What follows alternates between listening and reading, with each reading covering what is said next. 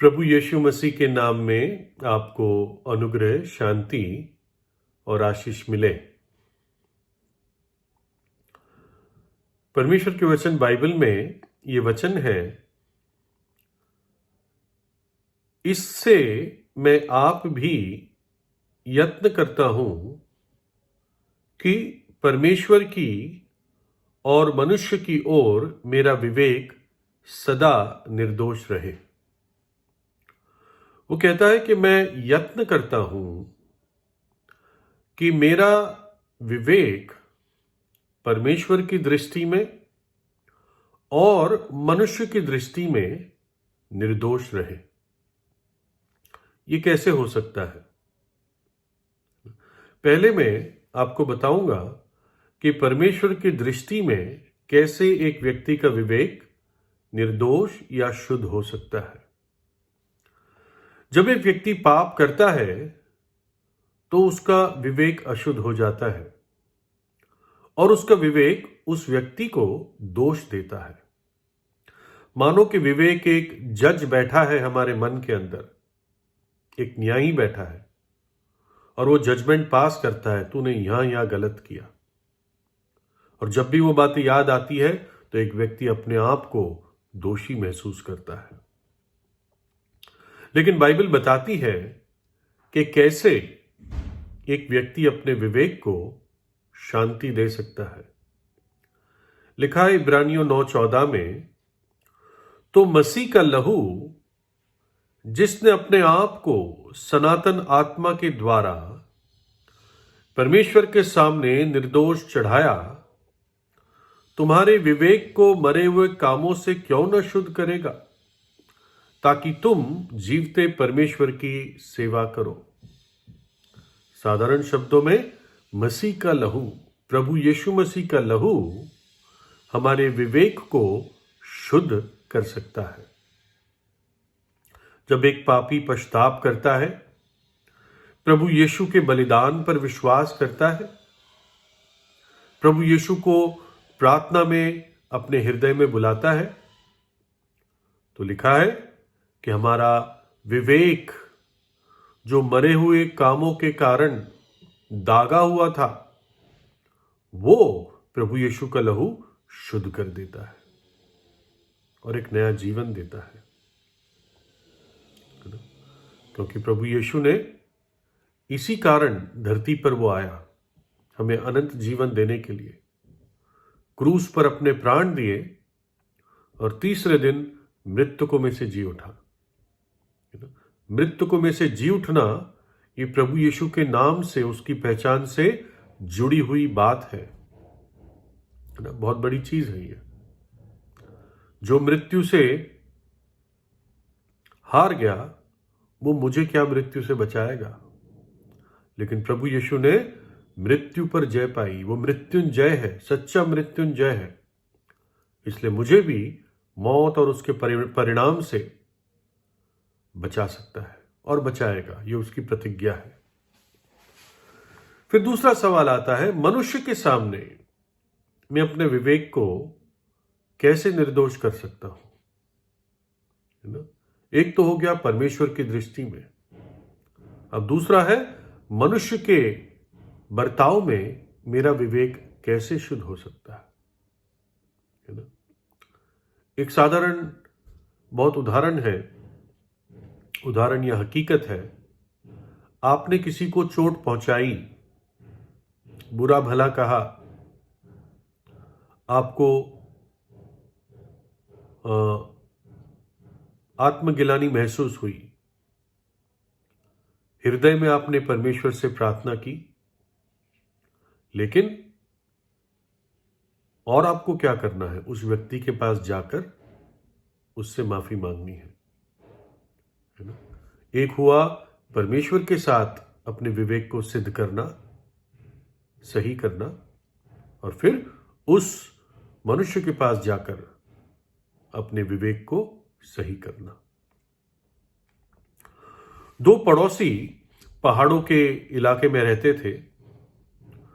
दोनों चरवाहे थे और दोनों के पास कई भेड़ें थी। और उसमें से एक व्यक्ति ने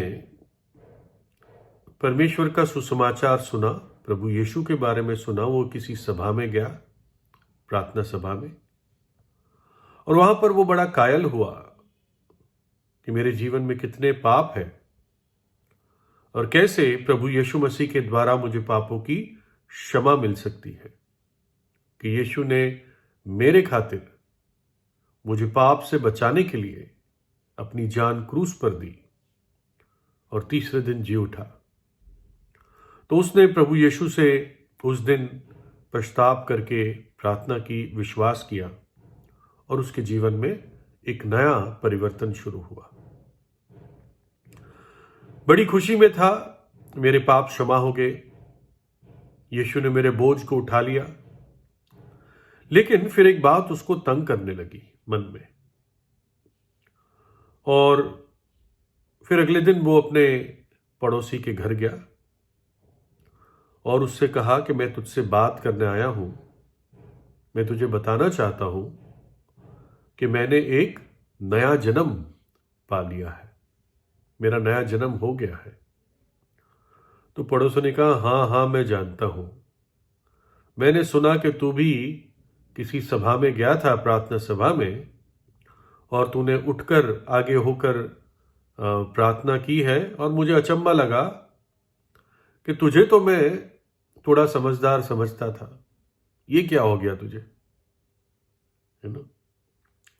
तो पहले व्यक्ति ने इन बातों को नजरअंदाज करते हुए कहा, मेरी तेरे प्रति एक जिम्मेदारी है, मैं 2 रात तक सही सो नहीं पाया हूं, ये बात मुझे तंग कर रही है। उसने बताया कि मेरे पास तेरी 4 भेड़ें मेरे झुंड में हैं। 2 साल पहले ये तेरी 4 भेड़ें मेरे झुंड में आ गई थी, उस पर तेरा चिन्ह था, मैंने किसी तरह अपना चिन्ह उन 4 भेड़ों पे बना दिया, और तू पूछता तो रहा इधर उधर, लेकिन तुझे मिली नहीं, मैंने बताया नहीं। लेकिन अब वो मेरे मैदान में है, वो 4 से ज्यादा बढ़ भी गए हैं, और अब मैं ये बात तेरे से सेटल करने आया हूं, और तू इसका हिसाब मुझे बता, मुझे क्या करना है, जो मैंने तेरा नुकसान किया, चोरी की। तू चाहता है कि तू कानूनी तौर से मुझ पर कार्रवाई करे, मैं उसके लिए भी तैयार हूं, जो तुझे ठीक लगे। और दूसरा पड़ोसी बड़ा अचंभित हो गया, और उसने कहा कि भाई तू रख ले उन भेड़ों को, मुझे नहीं चाहिए, बस तू घर जा। है ना, क्या हो गया? कहता तू बस घर जा। वो बड़ा अजीब महसूस कर रहा था कि मेरे इस पड़ोसी को क्या हो गया, मेरा दोस्त तो था ही ये, है ना। और फिर कहा कि तू इन भेड़ों को ले जा, रख ले, और अपने घर चला जा। तो पहले ने कहा नहीं, इस बात को सही करनी पड़ेगी, और जब तक नहीं होगा मैं विश्राम से नहीं बैठ पाऊंगा, मैं शांति से बैठ नहीं पाऊंगा, मुझे बता मुझे क्या देना है। फिर दूसरे ने कहा ऐसा कर, उस समय 2 साल पहले जितनी भी भेड़ की कीमत थी वो लगा ले, और 6% उसके ऊपर इंटरेस्ट लगा दे, और बस तू जा और मुझे अकेला छोड़ दे। और एकदम पहले पड़ोसी ने उतना पैसा निकालकर गिना और दुगना किया, और वहां पर छोड़कर वो अपने दोस्त के घर से अपने घर खुले मन के साथ चला गया। वो तो खुले मन के साथ चला गया, लेकिन उसका दोस्त बड़े बोझ में दब गया। लेकिन आपको मालूम है, कुछ समय बाद वो दूसरे पड़ोसी का जीवन भी बदल गया। उसने भी प्रभु यीशु के अनंत जीवन को और उद्धार को प्राप्त किया, है ना। और अब ना केवल ये दोस्त दुनिया में रहे, लेकिन अनंत जीवन तक इनकी दोस्ती भाईचारे के रूप में बदल गई, है ना।